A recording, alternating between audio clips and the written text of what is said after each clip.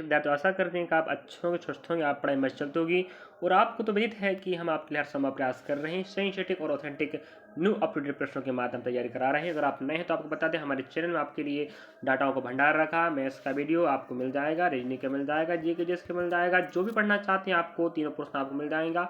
बस आप लोग पढ़ते रहिएगा, बढ़ते रहिएगा। आपको बता दें, हम बिल्कुल विश्वास लायक जानकारी दे रहे हैं। अगर आप आरपीएफ कांस्टेबल एग्जाम देकर आए होंगे तो आपको पता होगा किस प्रकार के प्रश्न आ रहे हैं। याद रखिएगा, हाल ही में एग्जाम हुआ कांस्टेबल एग्जाम का, जिसके हम पीडीएफ के माध्यम से, याद रखिएगा, पीडीएफ के माध्यम से आपको जो प्रश्न दिखा रहे हैं वही उसी अध्याय, उसी विषय भर्ती परीक्षा के प्रश्न चल रहे हैं। और यही प्रश्न आप इंगित करेंगे कि अगली बार एनटीपीसी ग्रुप डी में किस प्रकार के प्रश्न आने वाले। और आपको पता है, मैं एनटीपीसी ग्रुप डी तैयारी करा रहे हैं, कांस्टेबल तैयारी करा रहे थे, जिसके लिए हमने एनटीपीसी ग्रुप डी के पिछले ईयर के प्रश्नों के बाद हम तैयारी करवाया था। बिल्कुल वैसे ही प्रश्न एग्जाम आए थे और कांस्टेबल के प्रश्नों के माध्यम से हम एनटीपीसी ग्रुप डी का पढ़ेंगे और साथ में पिछले ईयर के प्रश्न जो एनटीपीसी ग्रुप डी का, उन दोनों को मिलाकर और इस भर्ती परीक्षा का मिलाकर प्रश्नों को हम तैयारी करवाएंगे। और चालू है, बिल्कुल चिंता ना करें, प्ले स्टोर में जाकर देख सकते हो, जिसका नाम रहेगा रेलवे भर्ती परीक्षा 2025-26 एनटीपीसी ग्रुप डी कांस्टेबल करके प्ले डाला है, जहां पर आपको डाटा मिल जाएगा। चलिए तो पहला प्रश्न लेके चलते हैं। आपको बता दें, हम मैथ्स का टॉप 10 प्रश्न कवर करते हैं। बगल पेन कॉपी रख के बैठे विद्यार्थी। चलिए, यहाँ पर जानकारी खत्म होती है।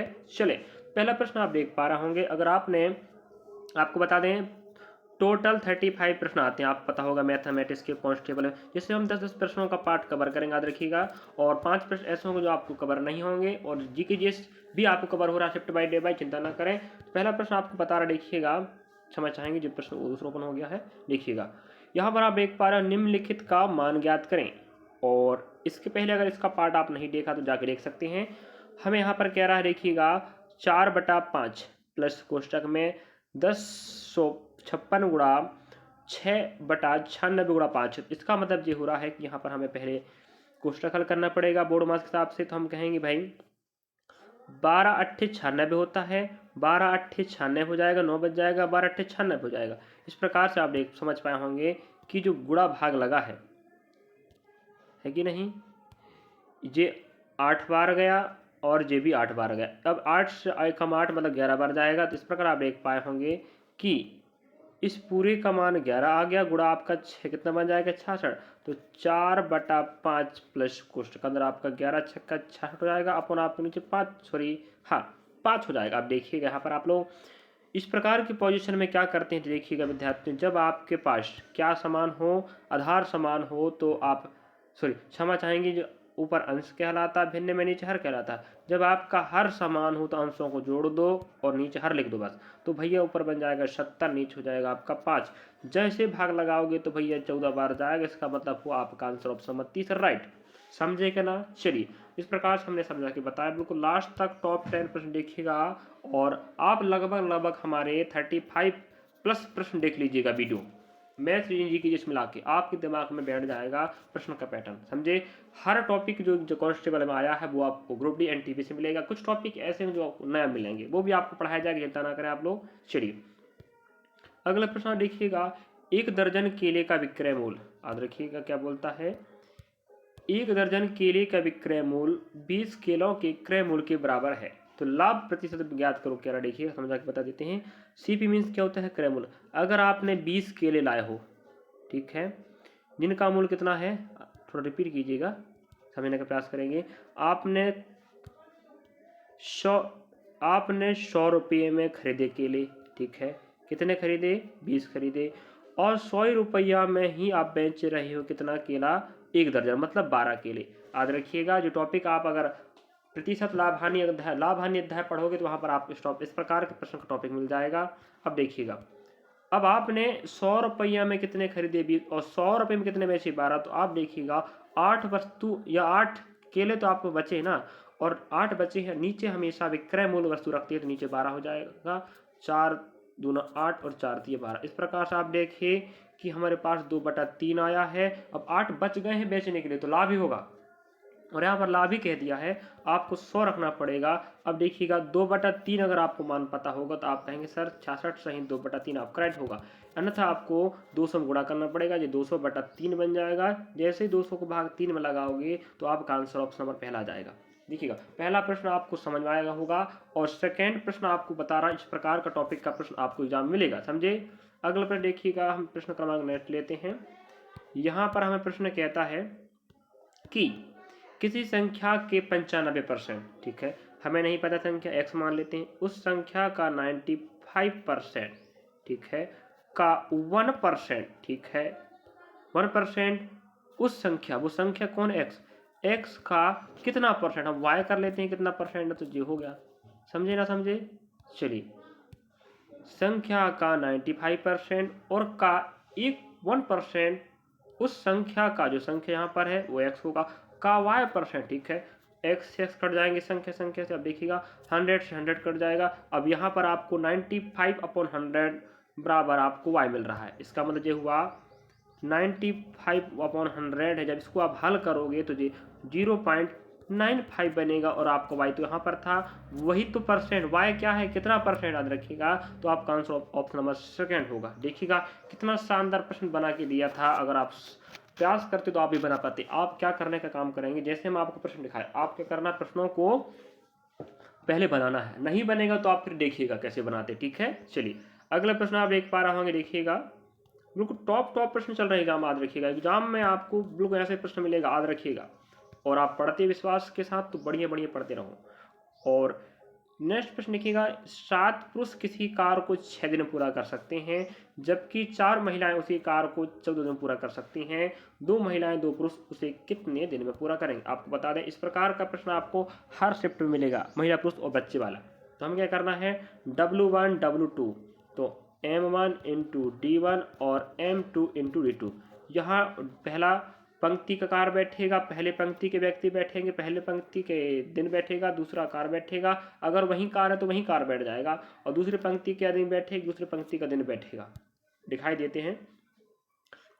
किसी कार को हम कहते हैं एक कार को 7 पुरुष, तो 7 M लिख लो भाई, गुणा लगा लो, कितने दिन में, 6 दिन में, ठीक है। और वही कार को कहा जाता है, वही कार को, जबकि 4 महिलाएं, तो 4 वुमेन इंटू 14 डेज, ठीक है। अब दिन से दिन कट जाएगा, ऐसी बात ना है। अब देखिएगा 7 दूना 14, ठीक है, और 2 दिया 6, तो ऊपर आपका m है, तो 3m बराबर 4w। इसका मतलब हुआ कि 3m बराबर 4w। इसका मतलब है 3 आदमी के बराबर 4 वुमेन है। ये याद रखिएगा। कहाँ से निकला है, पहला पंक्ति दूसरा पंक्ति से हमने इस प्रकार का डाटा निकाला है। और आपको पता ही होगा, अगर आप तैयारी करने वाले बच्चे तो आपको पता होगा इस प्रकार का कॉन्सेप्ट होता है हल करने का, समझे।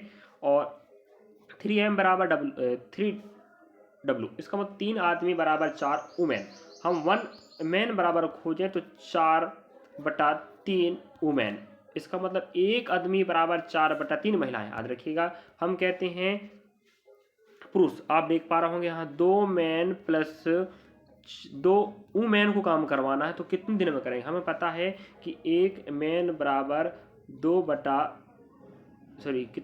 3/2 आया है, आया था कि नहीं बताओ?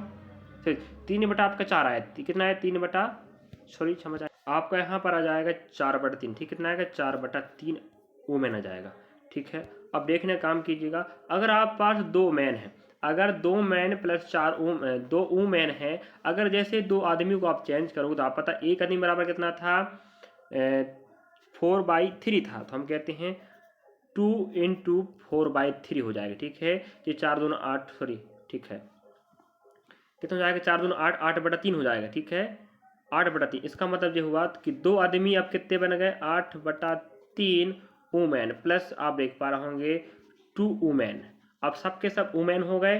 अब ये देखिएगा 8 3 दूना 6, 6 हो गया आपका, 6 और 8 के तो 14 हो जाएगा। इसका मतलब हो गया कि 14/3 आपका वुमेन हो गए, समझे। अब देखिएगा आपके पास सभी, आपने 2 महिलाएं और 2 पुरुषों को आपने क्या बना दिए, 14/3 वुमेन बना चुके आपने पूरे को, ठीक है, मिला के। अब हमें कह रहा है वो हमने महिलाएं बनाई, तो हम कहते हैं 4 महिलाएं उसको करती 14 दिन में काम, और 14 आपको पता 3 था, तो 3 कहाँ जाएगा, आपका ऊपर चला जाएगा, है कि नहीं, और नीचे आपका डे आ जाएगा। ना समझे? मुझे लग रहा है आप समझ गए होंगे कि अगर आपने महिला बनाया तो महिला का रखें समीकरण, और पुरुष बनाया तो पुरुष का रखें। हमने इन सबको महिलाएं बना चुके हैं, महिला 2 थी और 2 पुरुष थे, तो उनको महिला बना चुके हैं। तो पूरा डाटा कितना है, 14/3 आया, तो हमने 14/3, 3 को ऊपर लेकर 14 गया, 4 थी 12। इस प्रकार से आप देख पाए डी बराबर कितना आया, 12। तो पूरा काम 12 दिन में समाप्त हो जाएगा, जब 2 महिलाएं और 2 पुरुष काम पर लगे तो। थोड़ा समय लगे विद्यार्थी समझ जाएंगे इस बात को लेकर, लेकिन आप समझ गए, मुझे इतना ही काफ़ी लग रहा है। चलिए बाकी अगर आप नहीं समझे होंगे तो दोबारा रिवाइज कीजिएगा, अपने आप समझ में जाएगा। और आपके अगर समझने की क्षमता तो आप खुद समझ गए होंगे कॉन्सेप्ट। चलिए, और बहुत सारे प्रश्न आपको मिलते रहेंगे चैप्टर बाय डे बाय। यदि एक त्रिभुज की भुजाएं 7 सेंटीमीटर, 24 सेंटीमीटर और 25 सेंटीमीटर, तो त्रिभुज का क्षेत्रफल ज्ञात करें। हमें डाटा बता रहा है विषमबाहु त्रिभुज है। याद रखिएगा, जब त्रिभुज की तीनों भुजाएं अलग अलग हो, समझ जाओ वो क्या है, विषमबाहु त्रिभुज। समझे, याद रखिए क्या है, विषमबाहु त्रिभुज है। चलिए, तो विषमबाहु त्रिभुज का जो प्रश्न होता है उसे हल करने के लिए हमें विषमबाहु त्रिभुज का क्षेत्रफल चाहिए। ठीक है, याद रखिएगा, a plus B plus C upon 2, तो पहली भुजा, दूसरी भुजा, तीसरी भुजा। हम कहते हैं भाई यहाँ पर पूरा जोड़ दीजिएगा, पहली भुजा, दूसरी भुजा, तीसरी भुजा। हमारे पास देखिएगा यहाँ पर 25 है, यहाँ पर 25 नहीं है, तो एक यहाँ दे दो भाई, 25 25 50 हो जाएगा 56। इसका मतलब हुआ तीनों भुजाओं का योग कितना, 56 हो गया। 2 से भाग लगाएंगे तो कितना आएगा, 2 दूना 4 और 2 बट्टे 16, इसका मतलब 28। 28 मतलब होता है पूरा, हमने तीनों भुजाओं को जोड़े, कितना बना, 56 बना। 56 का आधा कितना होता है, 28 होता है, 28। 56 पूरा परिमाप है त्रिभुज का, और 28 क्या है, अर्ध परिमाप है। तो अर्ध परिमाप ही तो लगता है। और इस प्रकार से विषमबाहु त्रिभुज का प्रश्न हल करने के लिए हमें हीरोन का फॉर्मूला लगाना पड़ेगा क्षेत्रफल की। ठीक, अंडर रूट लगाइएगा, एस रहेगा, एस माइनस 1 रहेगा, एस माइनस बी रहेगा और एस माइनस सी रहेगा। देखिएगा अब यहाँ पर हल करते हैं हम। ठीक है, एस मतलब अर्ध परिमाप, तो आपको पता होना चाहिए अर्ध परिमाप कितना है, 28 आया गुणा। अब 28 में आप 7 लेके चलोगे तो 21 ही बचेगा ना, इंटू, जब 28 में आप कितना घटाओगे, 24, कितना बचेगा, 4 बचेगा। और 28 में आप एस मतलब 28 में आप 25 घटाओगे, सी का मान कितना बचेगा आपका, 3 बचेगा, नहीं बचेगा। ठीक है, याद रखिएगा। इस प्रकार से आप देख पा रहे होंगे आप पास 28 आया है, गुणा 2 गुणा 4 गुणा 3 आया। अब देखो यहाँ पर समझने का प्रयास करेंगे आप लोग। अगर आप अंडर रूट में, याद रखिएगा, जब पूरा डाटा अंडर रूट में है तो यहाँ 7 गुणा कितना बनेगा, 3, सॉरी सच्चों को 28 होता है ना, होता बताओ, 28 होता ना। थोड़ा विराट रुक जाइएगा। चलिए, तो यहाँ पर आप देख पा रहे होंगे ये 7 गुणा कितना बनेगा आपके पास, 7 चूँकि 28 होता। ठीक है, अब अंडर रूट के अंदर है तो हमें क्या करना पड़ेगा, वर्गमूल निकालना पड़ेगा। तो देखिए यहाँ 2 गुणा 2 है तो ये पूरा 2 निकल जाएगा बाहर, याद रखिएगा। ठीक है, क्योंकि यहाँ 2 गुणा 2 है मतलब 4 है, तो एक डाटा निकलेगा, 2 बाहर निकल गया। यहाँ पर भी 4 बना, 2 बाहर निकल जाएगा, याद रखिएगा। यहाँ 7, यहाँ पर 7, 3 21 हो रहा है, तो ये दोनों 7 का एक साथ निकल गया। और आप 3 यहाँ पर 3, तो ये 3 बाहर निकल गया। तो आप देखिएगा 2 दूना 4, 4 12 और 12 सत्ते 84। इसका मतलब आप समझ पाए होंगे 84 आपका सेंटीमीटर स्क्वायर आ जाएगा। समझिएगा ना, समझिए, क्योंकि वर्गमूल चाहिए ना हमारे पास। तो भाई 4 का 2 निकल गया, और यहाँ पर आप पता है 4 7 28 बन रहा था, इसका 4 2 का जे निकल गया। यहाँ 7 था और एक 7 21 हो रहा था, यहाँ का 7 2 7 बाहर निकल गए, और 7 21 का जे 3 और जे 3 बचा था, जे 3 बाहर निकल गया। इस प्रकार से आप समझ पाए होंगे, ऑप्शन नंबर पहला आपका राइट हो जाएगा। ना समझे, चलिए समझ गए होंगे। अगला प्रश्न लेके चलेंगे हम। आप देख पा रहे हो यहाँ पर प्रश्नों को, हम थोड़ा स्पेस कम होता है मेरे विद्यार्थी, इस कारण से थोड़ा समझाने में दिक्कत होता है, वरना हम आप कितने अच्छे समझा पाते कि आप लोग दिमाग में ठान लेते। फिर प्रयास कीजिएगा, आप सपोर्ट बनाए रखें। अब देखिएगा, निम्नलिखित का मान ज्ञात करें। आपको बता दें, इस प्रकार का प्रश्न आपको हर शिफ्ट मिलेगा, हर शिफ्ट में मिलेगा, याद रखिएगा। ठीक है, वर्गमूल का तो 169 का वर्गमूल कितना होता है, याद रखिएगा 13 हो जाएगा, प्लस का प्लस हो जाएगा। और देखिएगा पॉइंट नहीं माना जाए, तो पॉइंट नहीं है तो देखिए कैसे निकालते वर्गमूल। अगर आपको 289 बस पता, 289 256 289 16 17, ये 17 का याद रखिएगा, 17 हो जाएगा। अब आप पास 1 2 3 4, जब 4 के पहले आप पास पॉइंट लगा, इसका मतलब 2, 4 का आधा 2, 1 2 यहाँ पर लगेगा 0.17, याद रखिएगा। अब इन दोनों को जोड़ना है, हम कहते हैं 13.00 लगा लो, और 0.17 यहाँ जरूर लगा लो भाई। जोड़ना तो भाई जब भी आप इस प्रकार का प्रश्न जोड़ने के लिए पॉइंट दशमलव वाला, तो दशमलव होनी चाहिए। यहाँ नहीं था, बना लिया हमने। 7 का 7 हो जाएगा, 1 का 1 हो जाएगा, और 3 का 3 हो जाएगा, 13। इस प्रकार से 13.17 आपका आंसर आएगा जोड़ पर। अब इसका मान पूरा आ गया, 13.17 आ गया, और माइनस तो करना ही पड़ेगा भाई, माइनस लगा है। अब 447 मतलब होता है 21 होता है। अब 1 2, अब 1 2 मतलब 1 बस, समझे। अगर आप पास से माना जाए 4 है, 4 संख्याओं के पहले क्या लगा, पॉइंट लगा, 2 मानो, और 2 के पहले लगा तो 1 मानो, और हल कर लीजिएगा। तो 21 आया। इस प्रकार देखिएगा, घटाना पड़ेगा, तो 21 सॉरी, तो अब जो हो गया वो 2.1, ठीक है, और 0 लगा लीजिएगा, घटाना तो ये घट जाएगा। अब देखिएगा आप लोग वहाँ पर 7 में 0 जाएगा, 7 बचेगा, और 1 में 1 जाएगा, 0 बचेगा। इस प्रकार से आप देखिएगा 3 में 2 जाएगा, 1 बचेगा, 11.07 आपका राइट आंसर होगा। समझे? चलिए, तो आपके पास ऑप्शन नंबर आपको थर्ड बिल्कुल राइट होगा ना। समझे? चलिए अगला प्रश्न लेके चलेंगे हम अगला प्रश्न आप देख पा रहे होंगे, देखिएगा हम आपको बिल्कुल टॉप 10 प्रश्न दिखा, याद रखिएगा 10 के 10 प्रश्नों को देखना, समझना है, कॉपी नोट डाउन कीजिएगा और अपने सहपाठियों के पास साझा कर सकते, जो पढ़ने के लिए इच्छुक हैं, जो तैयारी कर रहे हैं, उनको ये नहीं पता कि पढ़ना क्या है, प्रश्नों को किस प्रकार बनाया जाता है, किस प्रकार प्रश्न आते हैं, तो आप हमारे माध्यम से और आप अपने माध्यम से उन्हें अवगत करा सकते हैं कि हमारे पास डाटा रखा है। चलिए यहाँ पर हम प्रश्न कहता है 858 की राशि को 3 व्यक्तियों के बीच में 9:8:13 अनुपात में वितरित किया जाना है। वितरण में सबसे बड़े, याद रखें, सबसे छोटे हिस्से के बीच अंतर कितना है। देखिएगा हम कहते हैं तीनों को अनुपात में कितना मिला, ठीक है, जो हो जाएगा यहाँ पर देखिए, यहाँ 13 है तो यहाँ दे दो 10 हो गए, 10 20 1 यहाँ 30। इसका मतलब है टोटल पैसा 30 रुपया है और टोटल अनुपातीय पैसा 30 हो गया। रियली में देखोगे तो 800 कितना 58 है कि ना। अब हमें यहाँ पर कह रहा है लेकिन वो कि सबसे बड़े और सबसे छोटे, सबसे बड़ा सबसे छोटा, तो वही अंतर तो 5 ही आएगा ना, आएगा। अब जैसे भाग लगाओगे 5 6 का 30 हो जाएगा ना। अब 6 काम 6, अब 2 बच जाएगा, 6 चौके 24, 1 बचेगा, 6 3 18। इस प्रकार से आप देखोगे 143 आपका राइट आंसर होगा। तो छोटे और बड़े हिस्से का अंतर पूछ रहा था, जो 143 आपका राइट होगा। समझे ना समझे? चलिए अगला प्रश्न लेके चलेंगे, हम आपको बिल्कुल सिखा डालेंगे, चिंता ना करें। और आप लोग कम से कम 10-15 अगर शिफ्ट देख लिए, 10 शिफ्ट भी अगर देख लेते हो तो याद रखिएगा आपके पास पैटर्न समझ में जाएगा, मैथ्स का, रीडिंग का, जीके चेस का, और आपका बल्ले बल्ले होने वाला। और याद रखें ग्रुप डी का एग्जाम का कोई अभी चांस नहीं है, 2026 में भी हो सकता है, क्योंकि आपको पता है 26 मई को सुनवाई होना है। ITI और नॉन ITI वालों का जो केस चल रहा है, ITI वालों ने केस कर दिया है कि हम हैं, क्यों नहीं लिया गया, 10वीं पास वालों को क्यों लिया गया, याद रखिएगा। तो जब तक सुनवाई नहीं हो सकती तब तक आप लोग सोचिए मत कि पेपर हो सकता है। समझे? चलिए अगला प्रश्न देखिए, यहाँ पर एक बाइक 1 सेकेंड में 94 मीटर चलती है, तो इसकी चाल किलोमीटर पर आवर्स में क्या है। देखिए हम आप उसको हल करके नहीं बताएंगे, आपको सिर्फ समझा ही देते हैं। चाल पूछ रहा ना, चाल बराबर क्या होता है, दूरी अपॉन समय, टाइम, ठीक है, मतलब एस बराबर डी अपॉन टी होगा। तो ठीक है, दूरी की बात करें तो 94 मीटर है, ठीक है, और समय की बात करें तो 1 सेकेंड है। यही चाल आ गया, तो चाल किस में आया, मीटर पर सेकेंड में आया, याद रखिएगा।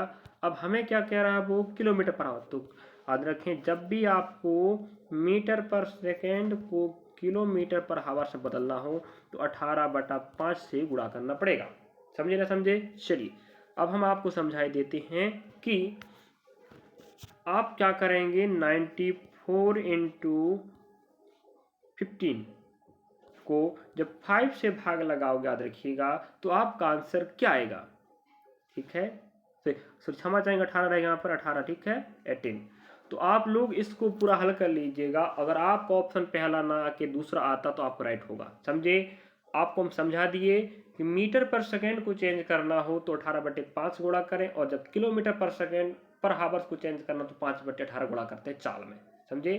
तो हमारे पास 94/1 सेकेंड चाल आया था, इसको हमें चेंज करना था किलोमीटर पर हावर्स में, तो 18/5 गुणा कर दिया, आंसर निकल जाएगा। अब हमें उम्मीद है आप लोग आंसर बता पाओगे, और नहीं बताओगे इसका मतलब आप पढ़ाई नहीं कर रहे हो। चलिए अब हम आपको बता देते हैं, पढ़ना है तो वीडियो देखना पड़ेगा, और वीडियो देखोगे तो होमवर्क करना पड़ेगा। बस पढ़ते रहो, बढ़ते रहो, हम आपके साथ हैं। जब बार बार कह रहे हैं ना आपको, जब विश्वास दिला रहे हैं, और आपको पता है जो रियली जो PDF ही तो पढ़ा रहे हैं आपको, एग्जाम आए वाला, कहीं बाहर का नहीं। समझे? चलिए अगला प्रश्न आप देख पा रहे हैं यहाँ पर कि प्रथम 139 सम संख्याओं का औसत क्या है। देखिएगा अगर आपको पता होगा, हमने जब रेलवे कांस्टेबल का जो पहला ही वीडियो बनाया था, माना जाए इसी न्यू PDF न्यू एडिशन का प्रश्न का, तो हमने बिल्कुल इस प्रकार प्रश्न पढ़ाया था। सम हम आपको बता देते हैं, औसत मतलब होता है, जब तक औसत का परिभाषा नहीं समझ पाओगे तो क्या निकाल पाओगे, योग, आंकड़ों का योग अपॉन कुल आंकड़े, ठीक है, कुल आंकड़े। अब आपको बता दें कुल योग संख्याओं का, तो 139 संख्या है सम वाली, योग किसका योग, आंकड़ों का योग। अब देखो भाई आंकड़ा तो आपके पास 139 है, ठीक है, लेकिन आपको बोल रहा है औसत, तो 139 आपका, तो 139 आपका कुल आंकड़े हो गए सम का। और आपको बता दें सम संख्याओं का योग कैसे निकाला जाता है, जो ऊपर बैठेगा, योग तो बैठाना पड़ेगा ना बाबा, ना बैठाओगे, चलिए बैठाना तो पड़ेगा। अब देखिएगा n कोष्ठक में n+1, यही तो क्या है, योग है, और नीचे रहेगा 139, औसत निकल जाएगा। हम कहते हैं n मतलब टोटल संख्या, तो n मतलब टोटल संख्या मतलब 139 कोष्ठक में रहेगा 139 + 1, तो 114 बन जाएगा, और नीचे 139 रहेगा 100 में, आपस में जी कट जाएंगे, आपका 114 आपका आंसर हो जाएगा 40, ठीक है। ये आपका ऑप्शन नंबर तीसरा राइट हो जाएगा, ना समझे, चलिए मुझे उम्मीद समझ गए होंगे आप लोग। तो योग अपॉन कुल आंकड़े, कुल आंकड़े 139 है, और 100 सॉरी n कोष्ठक में n+1 ये बताता सम संख्याओं के योग। अगर वहीं पर आप विषम संख्या दे देगा तो n की पावर 2 कर लेना, n मतलब कुल संख्या, समझे, और निकाल लीजिएगा आप लोग। फिर अगला प्रश्न आप देख पा रहे होंगे, आपको पूरा प्रश्न कवर होगा, 35 प्रश्न आते हैं मैथ्स का, 35 रीजनिंग का, और 50 आपका प्रश्न आता है, याद रखिएगा, जीकेजीएस का। तो जीकेजीएस का तो 2 पार्ट पूरा कवर हो जाएगा, हो जाता, याद रखिएगा। और मैथमेटिक्स का रीजनिंग का 10 प्रश्नों का एक पार्ट बनेगा, मतलब 3 पार्ट हम कवर कर देंगे। बड़ी सिस्टमेटिक डे बाय डे देखते रहो, आपके दिमाग बैठ जाएगा पैटर्न पूरा, चिंता ना करें, और बढ़िया आप नंबर पका सकते हो। ऑफलाइन और ऑनलाइन दोनों क्लास अब संचालित होती है, ऑनलाइन रिकॉर्डेड वीडियो चलता है, तो आप लोग जुड़ना चाहते हो ऑफलाइन तो जुड़ सकते हो, है कि नहीं। एक दौड़ में एक एथलीट पहले चक्कर में 360 मीटर की दूरी 120 सेकंड में तय करता है, वही समान दूरी या समान लंबाई का दूसरा चक्कर 60 सेकंड में तय करता है, तो एथलीट की औसत चाल क्या। अब आपको बता दें, इस प्रकार का प्रश्न हमें पिछले भी पाठ मिल चुका, और मैंने इस प्रकार का प्रश्न कवर कराया हूँ।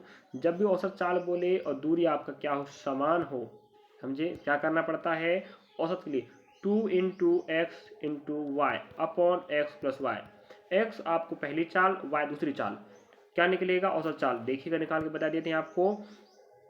भाई पहली चाल 360 मीटर दूरी है, कितना सेकंड लेता है, 120 सेकंड, 00 12 3 36, मतलब चाल आया 36 मीटर सेकंड आ गया, तो सॉरी 6 12 3 36, 3 मीटर पर सेकंड आपका पहली चाल आ गई। अब नेक्स्ट देखिएगा दूरी वही रहेगा 360 मीटर का, लेकिन जो समय है वो 60 सेकंड हो जाएगा, 00 6 3 36।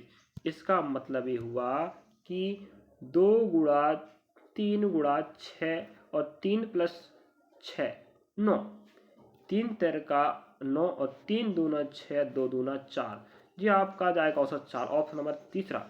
क्या आपने इसके पहले ऐसे प्रश्न नहीं पढ़ा है, पढ़े होंगे, अगर आप कंटिन्यू देख रहे हो तो आप तो पढ़े होंगे, आपको बता दें।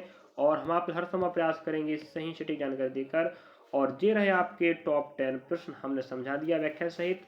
और ऐसे ही आप तीनों पोर्शन देखें, वीडियो अच्छा लगा तो लाइक करेंगे विद्यार्थियों, हौसला बढ़ाएं हमारा, कमेंट करें वीडियो कैसा लग रहा है, और आप किस प्रकार की वीडियो चाहते हैं, क्या हम आपको ऐसे पढ़ाते रहें, और आप पढ़ते रहो, जरूर पढ़ाएंगे हम, और सपोर्ट बनाए रखें मेरे विद्यार्थियों। अपने साथियों पर साझा करें, जो विद्यार्थी आर्थिक रूप से कमजोर है, जिसके पास डाटा नहीं है, पढ़ना क्या है, तैयारी पे लगा है, लेकिन असमंजस में है, पढ़ना क्या, कैसे पढ़ना, किस प्रकार प्रश्न आते हैं, तो आप उन्हें हमारा चैनल के नाम बता सकते हो, जिससे वो भी आपकी तरह फ्री ऑफ कॉस्ट पढ़ सके। चलिए मिलेंगे नेक्स्ट पार्ट में, आपको धन्यवाद, आपने हमें देखा और सपोर्ट कर रहे हो, और नेक्स्ट पार्ट में फिर नया प्रश्न मिलेंगे आपको 10 प्रश्न। धन्यवाद आपका।